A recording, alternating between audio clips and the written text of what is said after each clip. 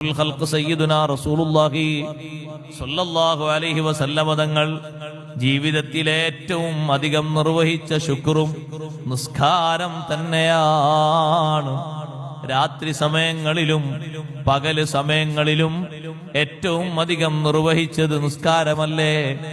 രാത്രിയിൽ മണിക്കൂർ കണക്ക് പകലിനേക്കാളും കൂടുതലല്ലേ നിസ്കരിച്ചത്? സുബ്ഹാനല്ലാഹ്. കുസൂഫ് നിസ്കാരം നബി സല്ലല്ലാഹു അലൈഹി വസല്ലം നിർവഹിച്ചത് ഹദീസിലുണ്ട്. ചന്ദ്രഗ്രഹണ നിസ്കാരം നമ്മളെ നാട്ടില് ഒരു ശാസ്ത്രജ്ഞന്റെ നിർദ്ദേശപ്രകാരം അദ്ദേഹം പറയുന്നു, ഭൂമിയിൽ സൂര്യഗ്രഹണം ചന്ദ്രഗ്രഹണം ഈ ഡേറ്റിൽ ഇത്രയും കൃത്യമായിട്ട് നടക്കാനുണ്ട്. അപ്പൊ ഉസ്താദ് അവർകൾ നമ്മളോട് പറയാണ്, ഗ്രഹണ നിസ്കാരം നിസ്കരിക്കണം, എല്ലാവരും എത്തണം.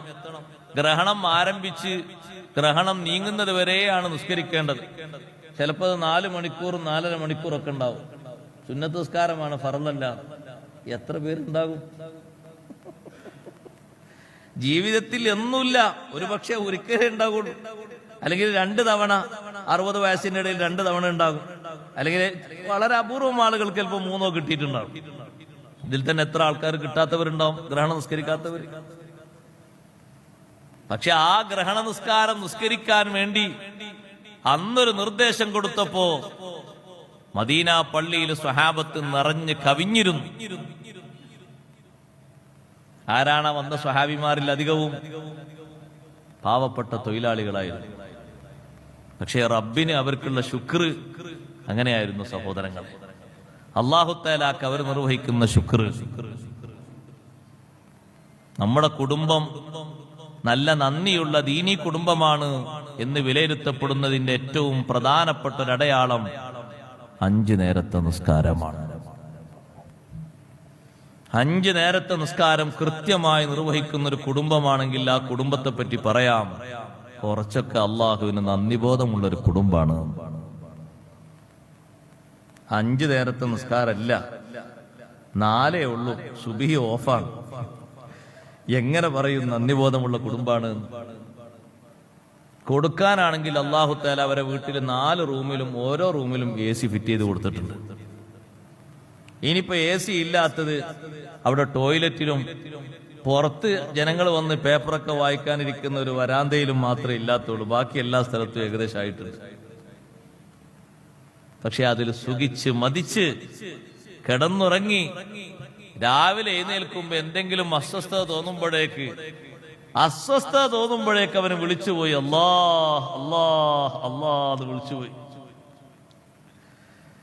നിസ്കരിക്കാൻ യഥാർത്ഥത്തിൽ ഒരു ബോധമുള്ള ആളാണെങ്കിൽ അവന്റെ ശരീരം എത്ര സുഖമാണ് അനുഭവിക്കുന്നതെങ്കിലും അവന്റെ ശരീരത്തിനൊരു ബോധമുണ്ട്. ആ ശരീരത്തെ പിടിച്ച് എഴുന്നേൽപ്പിക്കാനുള്ളൊരു കഴിവുണ്ട്. ഒരിക്കലും ആ മനുഷ്യൻ നശീകരണ പ്രവർത്തനങ്ങളിലേക്ക് പോകാതെ ശരീരത്തെ കാത്തു സൂക്ഷിക്കാനുള്ളൊരു തഖ്വയിലായിട്ട് അവൻ മുന്നോട്ട് പോകും. റബ്ബ് സുബ്ഹാനഹു വ തആല ഭൂമിയിൽ തന്ന അനുഗ്രഹത്തെ സംബന്ധിച്ച് ബോധ്യപ്പെടുത്തിയപ്പോ നമ്മളെ വിളിച്ച് അല്ലാഹു പറഞ്ഞില്ലേ, യാ ബനീ ആദം ഖദ് അൻസൽനാ അലൈക്കും ലിബാസൻ യുവാരി സൗആതികും. ഭൂമിയിൽ നിങ്ങൾക്ക് നാം ഇതാ ഉടയാടകൾ ഇറക്കിയിരിക്കുന്നു. നിങ്ങളുടെ ശരീരത്തിന്റെ നഗ്നതകളും സ്വകാര്യതകളും ഒക്കെ മറക്കാൻ പറ്റുന്ന നല്ല വസ്ത്രം, വരീശൻ തണുപ്പും ചൂടും അകറ്റാൻ പറ്റുന്ന രീതിയിലുള്ള ഭംഗി വസ്ത്രവും കാവലിനുള്ള വസ്ത്രവും ഒക്കെ നാം ഇറക്കി തന്നിട്ടുണ്ട്. പക്ഷേ ഏത് വസ്ത്രം നിങ്ങൾ സ്വീകരിക്കുകയാണെങ്കിലും ധരിക്കുകയാണെങ്കിലും വലിബാസു തഖ്വാ ദാലിക ഖൈർ, വലിബാസു തഖ്വാ ദാലിക ഖൈർ. തഖ്വയിലാർന്ന വസ്ത്രം, തഖ്വയുടെ വസ്ത്രം, തഖ്വയുടെ ഉടയാട, അതാണ് ഏറ്റവും ഉത്തമം. തഖ്വയുടെ ഉടയാട എന്ന് പറയുമ്പോ വിശദമായി പറയണം. 1, നിയമബന്ധിതമായിട്ടുള്ള വസ്ത്രം സ്വീകരിക്കണം, നിയമപൂർണമായിട്ടുള്ള വസ്ത്രം സ്വീകരിക്കണം. ആണിനും വസ്ത്രത്തിന് നിയമമുണ്ട്, പെണ്ണിനും വസ്ത്രത്തിന് നിയമമുണ്ട്. ആ നിയമത്തിൽ അധിഷ്ഠിതമായ വസ്ത്രം സ്വീകരിക്കണം, നിയമത്തിൽ അധിഷ്ഠിതമായ ഉടയാട സ്വീകരിക്കണം. ഏത് വസ്ത്രമാണ് പുരുഷൻ ധരിക്കുന്നതെങ്കിലും അവന്റെ ഞെരിയാണി വിട്ട് താഴെ ഇറങ്ങാത്ത വസ്ത്രമാകണം അത്. അതേ അവന്റെ ശരീരത്തിൽ ശരിയായ നിലക്ക് മറ സ്വീകരിക്കുന്നതോടൊപ്പം നിയമം പൂർണ്ണമാക്കുന്ന രീതിയിൽ